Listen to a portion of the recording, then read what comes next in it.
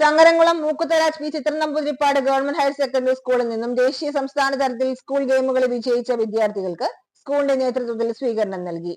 വാര്യർമൂഴിൽ നിന്ന് ആരംഭിച്ച ഘോഷയാത്ര സ്കൂളിലെ വിവിധ ഭാഗങ്ങളിലൂടെ നീങ്ങി ഓഡിറ്റോറിയത്തിൽ സമാപിച്ചു.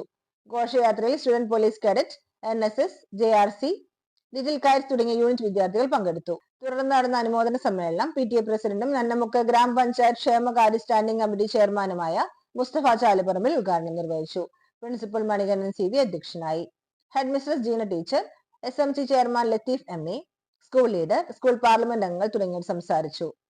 Principal Manikandan, Mustafa Chalapparambil, Jeena teacher, Latheef MA, Jayadevan master, Sasikumar master, higher secondary senior Sindhu teacher, Jayalakshmi teacher എന്നിവർ, Muhammad Nithash, Thushara TV, Ishan Abdul Jalal, Rahmathul Hanna K, Adnan Abdul Khader, Ummer bin Haj, Niranjan K Raj, Arjun, Saran IP എന്നിവർക്ക് ബൊക്കയും മെഡലും നൽകി അനുമോദിച്ചു.